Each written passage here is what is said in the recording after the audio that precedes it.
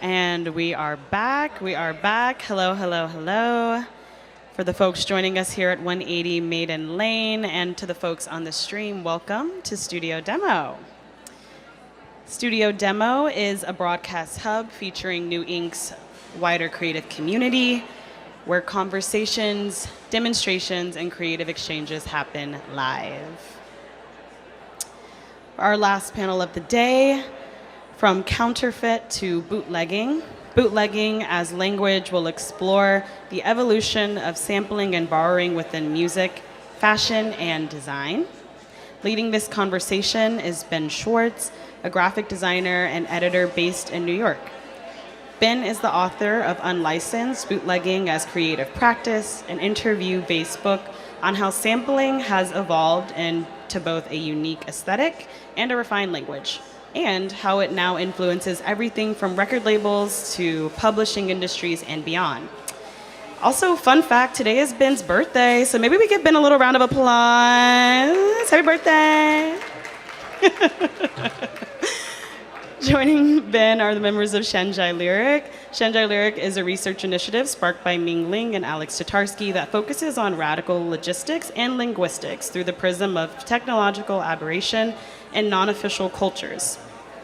Inspired by the experimental English on Shanghai t-shirts proliferating across the globe, the project explores how counterfeit language uses mimicry, hybridity, and permutation to both revel in and reveal the artifice of global hierarchies, leading to an ever-growing archive of poetry garments. You can learn more about them, the work that they have done thus far at demofestival.org. But they're here today, so let's get into the conversation. Please welcome Ben, Ming, and Alex to the stage.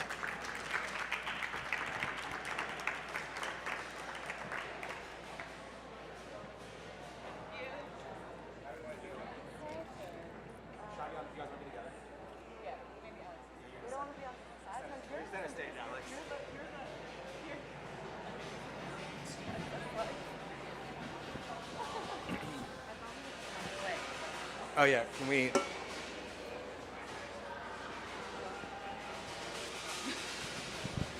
Hi everybody, thank you for coming. Thank you to New Inc. for having us. It's really nice to be chatting with Ming and Alex because I feel like it's a conversation that's been happening for a long time now. I first interviewed Ming and Alex in 2018. I was working at The Walker, and they were running this Instagram account called Shanghai Lyric. And at the time, they were just posting these t-shirts, these bootleg t-shirts, which I was very fascinated by and did a lot to sort of start my interest in bootlegging, which later became the book Unlicensed. But then coincidentally, I moved to New York. I ended up sharing a studio with Ming for a few years, which was really nice. And then last year, spoke with Ming and Alex for Unlicensed, so this just feels like an ongoing dialogue, which is really nice. And it's really nice to see their practice sort of evolve over the years too. So yeah, excited to be here with the two of you. Yeah, I guess we could start. We meant to have these sort of t-shirts running on a loop, but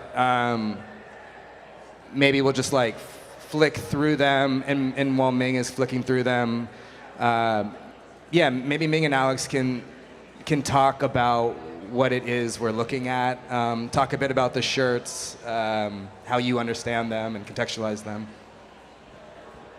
Thanks, Ben. Yeah, really nice to be in conversation with you as always. Yeah, so this project began in 2015 actually, so we're at the 10-year mark. And yeah, we began talking in 2018. What you see on the screen is a small sampling of both physical and virtual documentation of what we call Shanghai Lyric garments. This is currently a physical archive of over 400 garments that traverse the world as we never ourselves have surplus storage space. So at the moment, there are some in Vienna. There's another stanza of this poem in the UK and in Malmö, Sweden. And we consider what is here as like one kind of constantly unfurling poem that extends across landscapes and bodies. And yeah, part of our practice has just been thinking about how the apparent aberration forms this mode of commentary and critique upon the emptiness of advertising copy, the empty sort of promises of consumerism around the globe. And there's something really beloved about the language that emerges in these encounters between many languages, many markets, across human-machine collaboration. And part of what we love is precisely how beloved these garments are, that it really speaks to something of the experience of being alive right now, where it does feel like we live amongst sort of lies. And there's a truth in the mistake that really resonates with people as expressing something with a kind of precision and accuracy, actually, about what it feels like to be living amidst information overload and excess and waste and extraction and exhaustion. Maybe I'll just back up quickly for 1 second to just explain the terminology. So shenjai is the Chinese word for counterfeit, and the word translates literally to mountain hamlet in reference to an area on the outskirts of town where robber bandits would stockpile goods taken from the empire to redistribute among those on the margins. And this is allegedly coming from a Song dynasty tale of the water margin in which precisely that happens. And we, from the start of this project, were very fascinated by this concept and this idea of kind of a more liberatory idea of the counterfeit, as opposed to the kind of derogatory nature with which these kinds of counterfeit or bootleg items are described or characterized. And I think it's really nice because when I think of bootlegging, I think of the T-shirt as the archetype of the bootleg. It's sort of people think of bootleg T-shirts and bootleg recordings. But what's nice is seeing how this practice has evolved into other sort of projects. The next one, I think, this grew to become CSRA, or Canal Street Research Association. So maybe for those unfamiliar, you could also briefly talk about that as well, and the connection, how you went from T-shirts to this, organization. Yeah, so we had for some time had this grand ambition to trace the pathway of a shenjai T-shirt from the place where it was made we wanted to go to China and then go to Europe and then arrive back in New York City. And then in 2020, of course, that couldn't happen. And at that same moment, we were offered a disused storefront, of which there were many on Canal Street. And we quickly sort of realized and adapted to the fact that Canal Street is, of course, New York City's counterfeit epicenter. So it became this kind of perfect site to continue this exploration while being stuck at home. So Canal Street Research Association began in a storefront for 6 months. And from there, we had the archive with us. It looked like a shop. We invited neighbors, street vendors, passerby to come in, often drawn in by the prospect of perhaps acquiring one of these T-shirts. And then it was sort of a bait and switch where we actually really wanted to learn more about this, the kind of trade flows and different kind of cross-cultural collisions that were happening on Canal Street. And part of that original storefront project was creating a kind of landscape on the walls of the storefront, comprised of a photo of every building on Canal Street, around which visitors were invited to inscribe their kind of memories, hopes, aspirations, questions around these different sites. And I'll just say, this was also kind of continuing in our use or taking inspiration from shenjai as a concept, because one of the other kind of lineages of shenjai is alleged to be the Chinese landscape painting, in which an abundance of emptiness around a central landscape image invites inscription and actually accumulates value over time with these collective inscriptions added onto it. It's in Unlicensed, I was thinking about the bootleg in a bunch of different ways, one of them being sort of a means of archiving or means of preservation. And I think what that project did so well was it sort of took these histories of a street that maybe isn't thought about so often, and sort of recreated them and brought them back to life. And so a lot of ways, I think, like sort of by bootlegging a lot of the performances that were happening or a lot of the works, or it again was like preserving this history and then bringing it back to people in like a very direct way, which was really nice. And so those are the things you've done, but I'm very excited to chat about what you're doing now and how the way things sort of connect is I know like on this all the buildings on the wall and people writing these inscriptions, you were somehow connected to this lawyer, right? Or an attorney who then sort of brought you to this project at Greenwood, which you're working on now. And so I think I'll let you speak more about it because I think it's like, it shows the sort of, the way bootlegs go from a t-shirt to sort of this storefront to now what you're doing with parroting. Parrots. Yeah, exactly. So, yeah, maybe you can speak to that. So one day in the storefront, this is a bit of a meandering story, but somebody came in and was like, have you looked into Sonia Sotomayor? We were like, no, like, should we? And they were like, well, she was obsessed with Canal Street in her early days as a litigator working for a boutique law firm.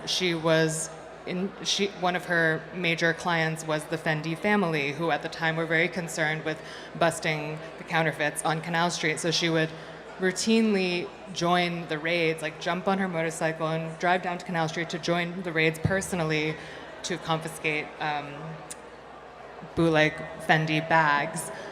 I won't get into that whole story, actually, but the point is, when researching Sotomayor's history and relationship to Canal Street, we came across the work of Paul R. Paradise, who is a scholar of intellectual property rights and counterfeit trade law.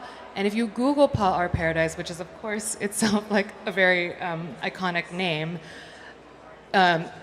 you will see that his two major bodies of research are bootlegs, counterfeits, and parrots. He's written a whole body of how to keep a parrot texts. So obviously this is a man who is obsessed with the definition, regulation, and maintenance of mimicry in all of its forms. And so that sort of led us to where we are currently in residence at Greenwood Cemetery, which maybe you know is home to one of, I think, New York's only kind of feral parrot communities. Do you want to talk more about the parrots? Yeah, I think we're excited to collaborate with the parrots. Specifically, I don't know, thinking through and sort of problematizing the categories of native and invasive, because these parrots are considered an invasive species, but like many species and many kinds of humans that have been here for decades but are not native to this land, the parrots have really made their home in the architecture of Greenwood Cemetery, which is like a very striking Gothic architecture. And so we're really excited to think like alongside the parrots to trouble the borders between these categories and think, yeah, sort of how it's in the encounter between languages that something really exciting often happens, and in the way that, ways of communicating from different places actually affect and mutate and transform one another, that these, poetic insights can emerge. So we're sort of like following that thread. And also thinking about, like kind of mimicry as strategy. Could you talk maybe a bit more about that? What you mean by mimicry as strategy? I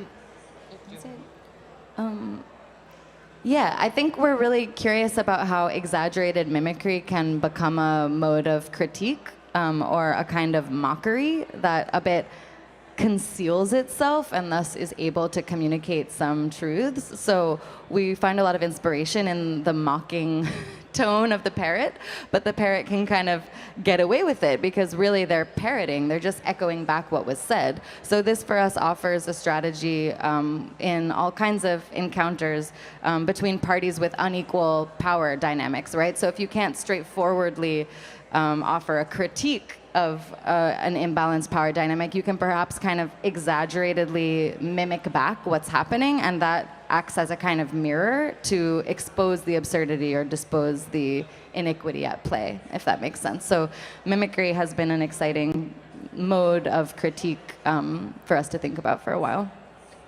I think with Unlicensed, I was really interested in seeing like how far you could push what a bootleg is. And so it goes from like a t-shirt to then, maybe like a form of education to, something intangible, but then to take it to parrots. At first, I mean, it was sort of like a left turn I didn't see coming. But I mean, the more I thought about it, it was like quite amazing, all the connections. I mean, you speak about like even the parrot's relationship to pirates, like in pirating and sort of, you speak about like the shininess of a bootleg and how sort of like the gaudy materials, like they sort of call attention to themselves, and obviously parrots being very brightly colored. And so, yeah, I thought it was just such an exciting, interesting way to take bootlegging to a place where I would have never expected. Yeah, true. We forgot about the pirate connection. I guess for some time alongside this project, we've also been creating a sort of typology of like historic thieves and pirates and those that are kind of reclaiming resources to redistribute among the margins. And the parrot, of course, has been is the classic pirate accomplice, and so the parrot has borne witness to all forms of like trade and empire. Is there? I feel like a lot of your work involves bringing people in. What sort of things are you doing with the parrots? How are you interacting with them? Have you made friends with them? Yeah, well, part of our approach is sort of doing research in public. So like creating programming that allows us to spend time with materials we want to work with others. So like this weekend, we're hosting a parrot film screening series and a parrot walk in the cemetery. But it's really a way of like continuing to learn about where there are these feral parrot communities around the country and how they operate at Greenwood. So a lot of the research is really just hanging out, I would say, across the board. Like on Canal Street, our method was really just hanging out. It's about like showing up every day and observing and trying to see what happens and follow that thread and not coming in with an idea in advance, but seeing what the situation leads you to. So, for example, the other day we were hanging out with the parrots, and well, I don't know if they're aware yet that we're hanging out with them, but that's part of the process. But they were building their nest, and it's this really incredible structure that's like accumulating around, like it's a quite hefty layer on top of the Gothic architecture. And so we brought some architect friends with us to think about what would be a way that we could collaborate. Like we could make a kind of architectural offering to the parrots based on this process we were observing of how they're building their home. So it's kind of unclear where that will lead, but right now it's about like being present and observing. Nice. And then alongside that, you're also working with, or you're making a project about an area in New York called Ragpicker's Court. That's correct? I don't know if it's related, but I mean, you're seemingly always doing multiple things at once, and so I don't know if that's. I mean, so what began as this 6-month project has now become a 5-year project of meandering along Canal Street and continuing to employ these Shenjai strategies to that work of surfacing these various histories that have maybe been kind of overlooked. And one of the ways that we kind of like frame that or think about that is like bootlegging certain moments or events along Canal Street to kind of revive them, I guess. And so we came across Ragpicker's Court, which was the name of an area below Canal Street on Mulberry Street where rag pickers, who were at one time kind of the lowliest rung of street vendors, were gathering used textile and selling it for use in paper making. That area sits directly in front of this kind of ongoing mega or jail scraper project, which maybe you're familiar with. And we became really, I guess as part of like the Shenjai Lyric project, we're also always looking at these kind of different histories of textile workers and people working in textile that have often really been at the forefront of like fighting for better living conditions or improved labor conditions.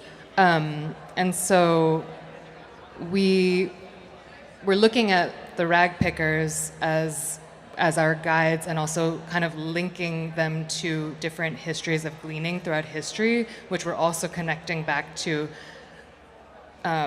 canners of today, who are those that are collecting used beverage containers for redemption, who really are at the kind of the forefront of the circular economy, some of the only people that are actually like enacting that. So yeah, that project is not really quite yet formed, but we are hoping to resurface this history and sort of honor it by creating a sort of monument to rag pickers, past and present, in collaboration with these different gleaning communities.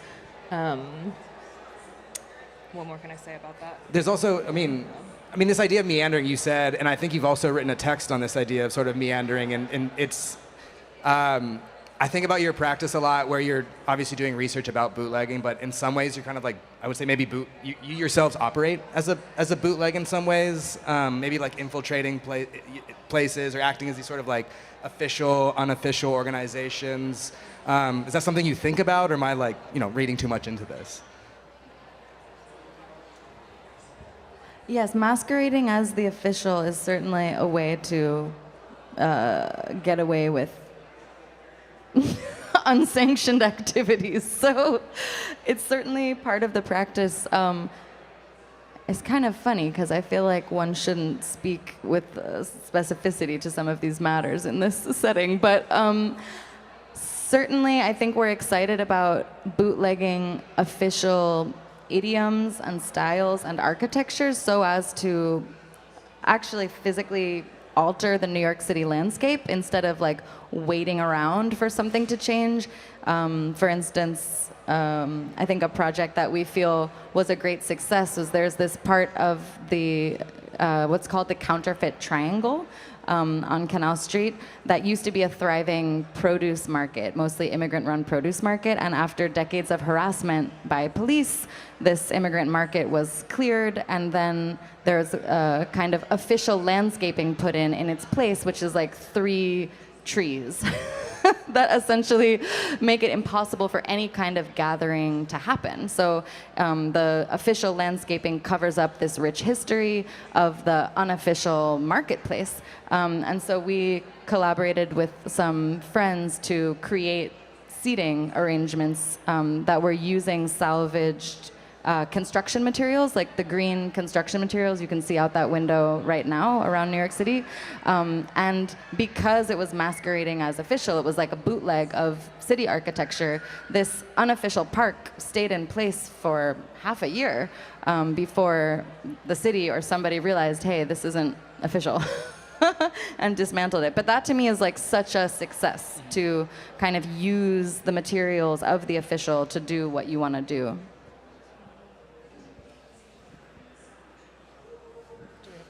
We're running low on time. I don't know do we have 3 minutes? You want to add to that? Yeah, I mean, I guess we still consider ourselves to be a fictional office entity, and yet I guess we find ourselves becoming more and more real and called upon to address real issues. But I think in a way, like, we prefer to dwell in that kind of non-official or fictional space. I mean, I even think, in a very small way, your use of Instagram is always like really interesting to me. It's sort of like infiltrating this like very official channel that is filled with garbage, and like that's how you choose to present this really amazing research. And that's always been like quite fascinating to me. There's so many other outlets out there, but it's like you choose this one. In some ways, I feel like that's like a bootleg research channel, and you know, like a means of like disseminating this information in a way that like it doesn't feel like the right information to be on that platform because it feels kind of too good for it, but you're using its like reach and its scale to sort of like get that information out into the world, which I always found quite interesting. I don't know if that's something you know thought about, or just I think that was it's the really just practical. Like it's so important to us to share these findings as widely as we can, and it's the same way that we think about the physical archive itself. Like we want it to be always circulating. I think what we're really pushing back against is when an archive, precisely because it becomes official and protected, also becomes completely inaccessible, which is the polar opposite of what we hope to do, which is like share information, share resources. And that's, I mean, even like I think of bootlegs as these like archives that are out walking in the world. I mean, you can see like a bootleg T-shirt of an obscure band, and you sort of immediately can interact with it. You can make a connection. It's like the most human form of archiving. You know, you're not having to go to some random location in a library. So I think that's, what I think your project does so well is sort of bring to light a lot of these histories that would oftentimes go unnoticed. So, yeah. And our online archive is fueled by submissions. So if anyone sees Shenjai lyrics out in the world, please do send them our way. Ming is sporting Chinatown. Yeah. Yeah, I wore one of our a shirt archive from the archive today. Yeah, so it's a very living archive. Cool. All right. Well, thank you, Ming and Alex. Thank you, Demo. Thank you, everybody, for listening.